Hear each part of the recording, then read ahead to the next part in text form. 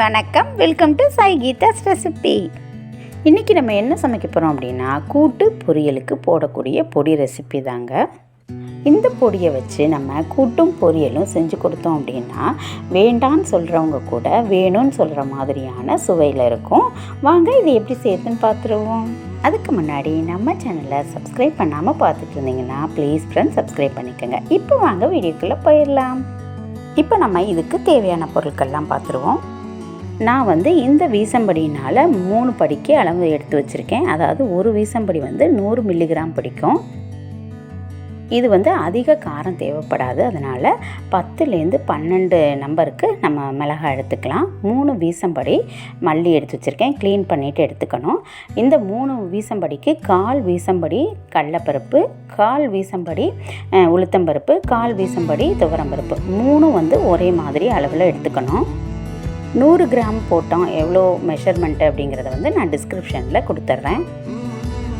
அதுக்கப்புறம் வெந்தயம் ஒரு ஸ்பூன் எடுத்துக்கலாம். சோம்பு 1 ஸ்பூனு, ஜீரகம் ஒரு 3 ஸ்பூன் எடுத்திருக்கேன்.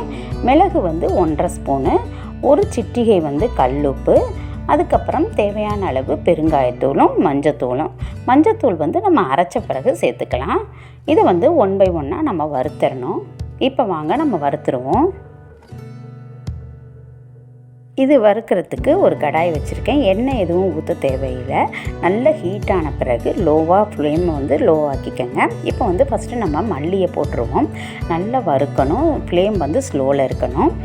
அதோட வாசம் வரும். நமக்கு வறுக்கும் போதே அதோட வாசம் வரும். கருகிடாமல் ஸ்லோ ஃப்ளேம்லேயே கண்டினியூஸாக வறுத்துட்டே இருந்தோம் அப்படின்னா நமக்கு வறுபட்டுரும்.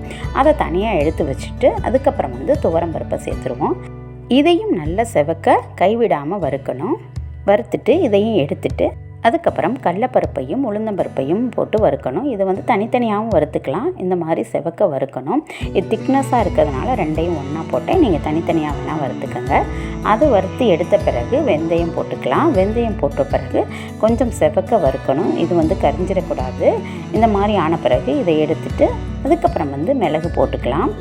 மிளகு கொஞ்சம் வெடித்த பிறகு அதுக்கப்புறம் சீரகமும் சோம்பும் போட்டு வறுத்து எடுத்துக்கலாம். உப்பையும் போட்டுடலாம். ஓரளவுக்கு மிளகு ஜீரகம் வறுப்பட்ட பிறகு நம்ம பெருங்காயத்தூள் போட்டுட்டு 1 or 2 செகண்ட் கிளறி விட்டுட்டு நம்ம எடுத்துடலாம். எடுத்துட்டு அதே கடாயிலேயே திரும்பி நம்ம மிளகாவை சேர்த்து வறுத்துடலாம். கருகிடாமல் ஸ்லோ ஃப்ளேம்லேயே வச்சு நல்லா வறுத்து எடுத்துக்கலாம். இப்போ நம்ம ஸ்டவ் ஆஃப் பண்ணிவிடுவோம். அந்த ஹீட்லேயே ஒரு 1 or 2 செகண்ட்ஸ் இருந்தால் போதும். நம்ம அப்புறம் எடுத்துடலாம். நல்லா வறுபட்டுருச்சு பாருங்கள். இது எல்லாத்தையும் ஒன்றா போட்ட பிறகு ஆறின பிறகு மிக்ஸி ஜாரில் போட்டு நம்ம அரைச்சி எடுத்துக்கலாம். கொஞ்சம் கொஞ்சமாக போட்டு நம்ம அரைச்சி எடுத்துக்கணும். இந்த மிக்ஸி ஜாரில் நான் 3 டைம்ஸ் போட்டுக்கிட்டேன். இப்படி எல்லாம் போட்ட பிறகு 1 ஸ்பூன் மஞ்சத்தூள் போட்டு நல்லா மிக்ஸ் பண்ணிக்கலாம். இந்த பொடி கொரகொரப்பாக தான் இருக்கும். நம்ம நல்லா ஆறின பிறகு ஏர்டைட் கண்டெய்னரில் போட்டு ஸ்டோர் பண்ணி வச்சுக்கலாம். அவ்வளோதான், பொடி ரெடி ஆயிடுச்சு. நீங்களும் இந்த மாதிரி செய்து சாப்பிட்டு பார்த்துட்டு எப்படி இருந்துச்சு அப்படிங்கிறத மறக்காமல் கமெண்ட் செக்ஷனில் சொல்லுங்கள். இந்த வீடியோ பிடிச்சிருந்துச்சுன்னா சின்ன லைக் கொடுங்க. உங்கள் ஃப்ரெண்ட்ஸ்கிட்டையும் ஷேர் பண்ணுங்கள். Okay, thank you friends. Bye. Thanks for வாட்சிங்.